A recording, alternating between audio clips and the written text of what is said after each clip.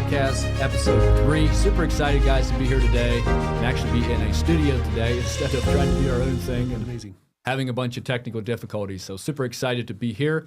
We're starting something new, and that is our few other episodes we were focusing on product and our company. And we were going to pivot, and we were going to go into the guys within our company.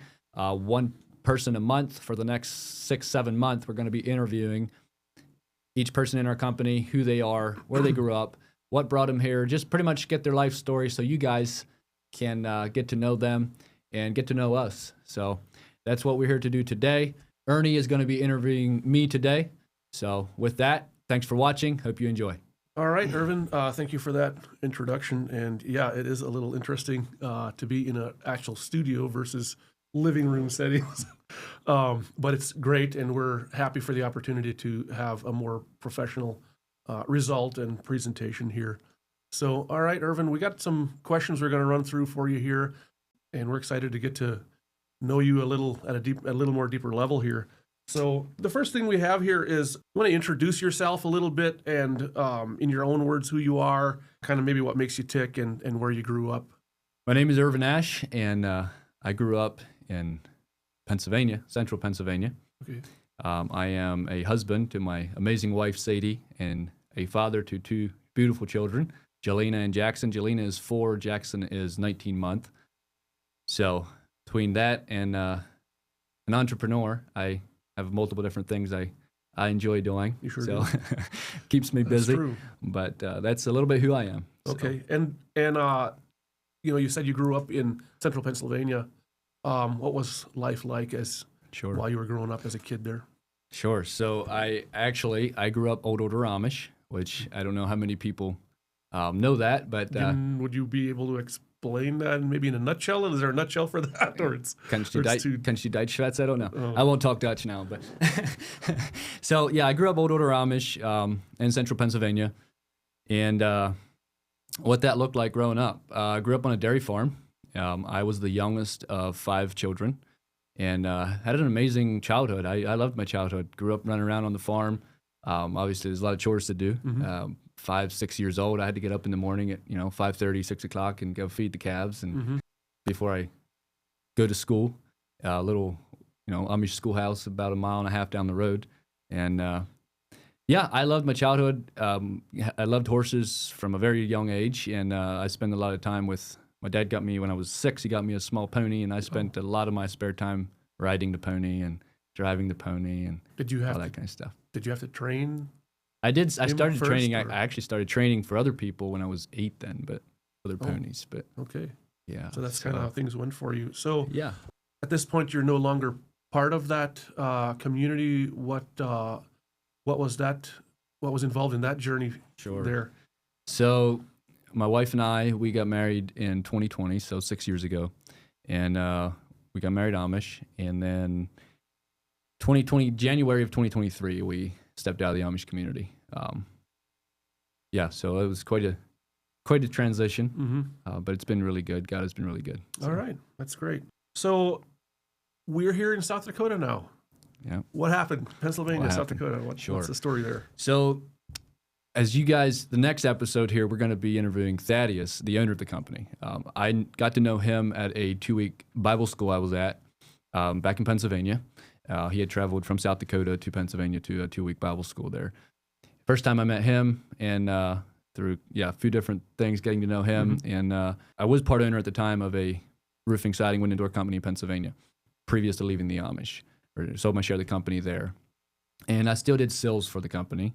But I wasn't part owner there anymore. So kind of opened to other things. Met him at the 2-week Bible school, and we kind of clicked. We felt like God was telling us to move out. A few different things there. We won't get too deep into it, or else it'd take too much time. Yeah. But so that's what brought us out here, and here we Okay. are. So South Dakota Window and Door is obviously part of your life now. Was that something that happened after you got here, or sure. it was almost what kind of lured you out here in Yeah. the first place? Well, so we had a conversation at the Bible school, really random conversation, and he just shared with me that he's looking for somebody, a young person with business experience, and preferably experience in the window and door industry, and preferably experience with Provia windows and doors, which is the exact. We did Provia windows and doors back in Pennsylvania. Oh, really? Okay. So everything he said was like, well, I could kind of do that, just you sort know. of He was dotted looking it. for a sales manager that had experience in those areas, and it's kind of where it started. So Okay. he was looking to step back from the business to spend more time in ministry and areas like that. He's very passionate about that, which I'll let him talk about that next time. But so Okay. Yeah. Amazing. So then, now that you're here, what really is your day-to-day role Sure. with South Dakota Window and Door? So what I do here is take care of sales and marketing. And to me, what that means is relationships. I love people, always have. I'm not a big fan of sitting in an office all day by myself. I do spend a lot of time in the office, but I like being around people. I like talking with people, which is kind of why I'm in sales and marketing, I guess. But Okay. what a day looks like for me, I still, so right now we have me and Donovan doing the sales, Mm-hmm. and potentially another guy coming on out in Rapid City to take care of sales out there. So running leads, meeting with homeowners, designing windows and doors for them, quotes. And then, Donovan's doing an amazing job. So he's taking a lot of the workload, or that side of the workload, as far as running leads, meeting with customers. And I get to spend a little bit more time focusing on the marketing side of it, different processes, so we can take care of our customers, that kind of thing. And I'm spending a lot of time right now on our property. So we bought an old farm, 40 acres, outside of Lake Andes, and nobody had lived there for 11 years. So the house wow. currently is completely gutted, and completely remodeling it. We jacked it up, put a new basement underneath it. So that's where most of my spare time's going right now. Okay. So. Gonna have a roof over your head by winter? Is that Yeah, we're hoping to be moved in by August, end of Okay. July, middle of August. So very nice? Yeah. Okay. So I've seen some of your videos that you post on social media, and I see some golfing happening on there, and then every once in a while Irvin is on top of a horse. So what's right. going on there? Tell us about that. that's right. Well, like I mentioned before about the horse thing, kind of started at a very young age for me. Mom would tell me from a very small baby, when I'd see horses, I'd get all excited. So, and leaving the Amish, I grew up driving horse and buggy, right? But the love for horses didn't really go away. So I think currently we have, I don't know what it exactly is. I think there's 5 horses and 2 ponies at home right now. So you got 7. Something like that. Okay. Yeah. Wow. So just, well, I gave my wife a horse for her wedding gift, actually. So, Okay. yeah. And shares this Yeah. passion to some Yeah. degree with you at all, or? So between horses and golf, those are my hobbies. Which golf is more of a. I always tell people my brain is very active. Sometimes it's a blessing, sometimes it's not. Because like I told one person, I said I wake up in the morning and my pillow's wet from all the ideas dripping out of my head. Not quite accurate, but Right. I it's get the idea. and sometimes I can't shut my mind off. It's just continually going, and I've found that getting on a horse or going out on the golf course, I just calms my mind down and Tranquility. I can relax. So Okay. that's kind of why I like those 2 things. Okay. So you're also, we have also seen some of the other posts that you've put out.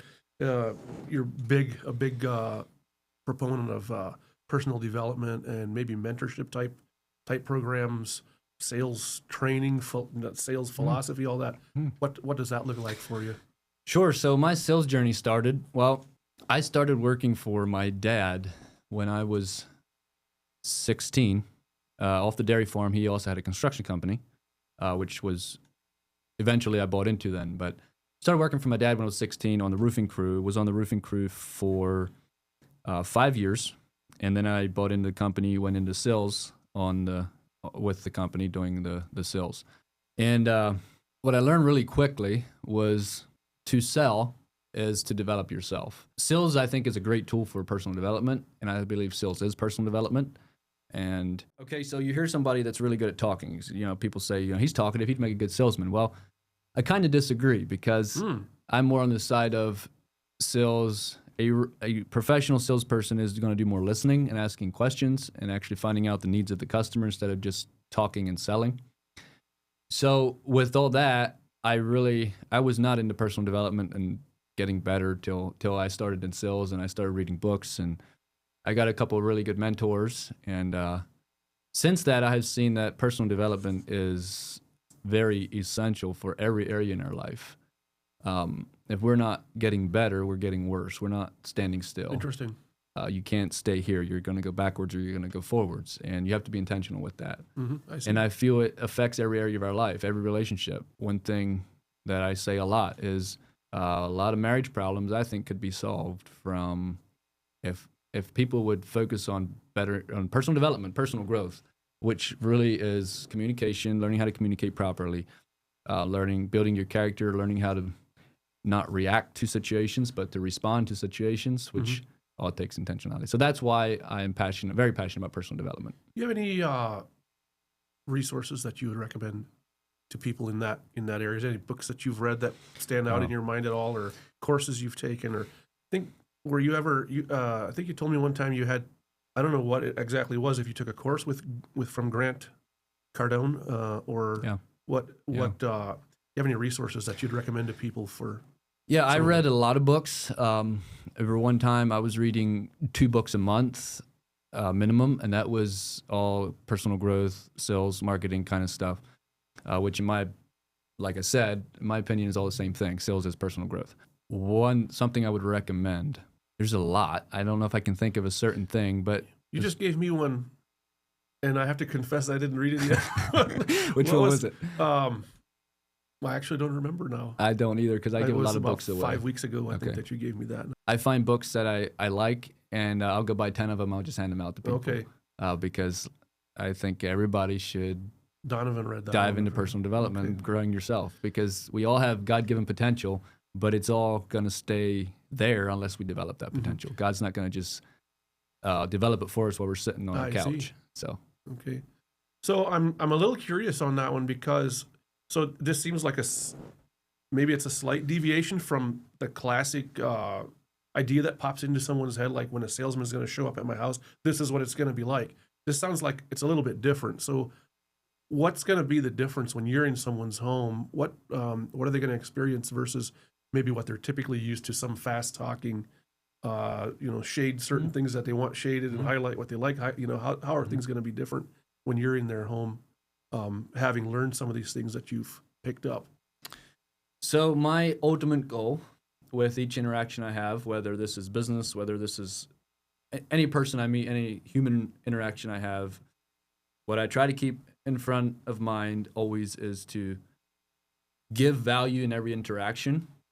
And what that looks like when I come to a customer's house is I don't want to be there, and if I don't get the sale, then the customer forgets about me. I want there to be value given whether I get the job or not, because at the end of the day, there's a person there, and we are all called to be encouraging to each other and to be, we're here to help each other. And I want to give value with every interaction I have, and not just if I get the sale. So if I keep that in front of mind, it changes how and I haven't always done this in sales, not even close. And I still don't always do it, because sometimes I'm very goal oriented. Right. So sometimes I get the end goal in mind of I want to get this sale and get the windows put in, right? Or whatever it may be. But I try really hard to keep in mind that, no, this is a person, this is not just a number, and to give value wherever it may go. So I remember when I first heard that Thaddeus is taking on a sales guy, and he gave me some of your stats. He took the company from this to this, and I'm like, oh, great, one of them guys. And I'm really blessed, honestly, with the difference between yourself and the typical sales person, if it's not too offensive to say something like that. But as a company, we have really appreciated that difference, because it is really in line with the core values of the company. Sure. And we're really glad that you're carrying that through into the sales area, because it's probably, the personal connections. Sometimes in the sales area, that's really where they're lost. The office person might care about somebody, but the sales guy, it's all about the buck. And we just didn't want to have that. And I was really glad to find out that that's not where you're at when you came, and it's been really good, honestly. Glad to see. So what are some of the things that really drives you, because there's something behind all of this, what really drives you in all these directions that are a bit different than the run of the mill. Yeah. So that has changed over the years. Okay. First, when I got into sales, I was not.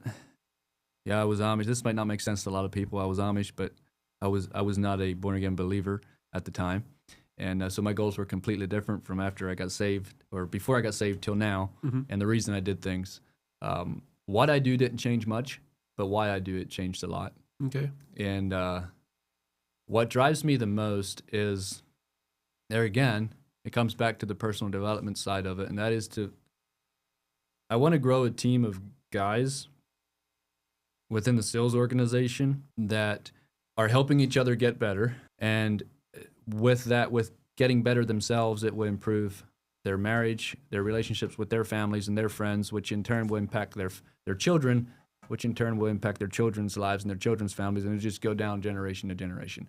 It all starts with one person saying, I'm going to change this direction. I'm not going to go down this lane. I see. And yeah, I'm only 26. I don't have a lot of experience, but Right. I'm very passionate about that side of it. And again, I've only been married 6 years, but marriage is something I see as one of those things that if marriage is done right, it will affect generations, because your children, your children's children, and the people around you. Yeah, that's interesting. I just heard a story recently about two different family groups, and one of them was focused one direction and one was focused another.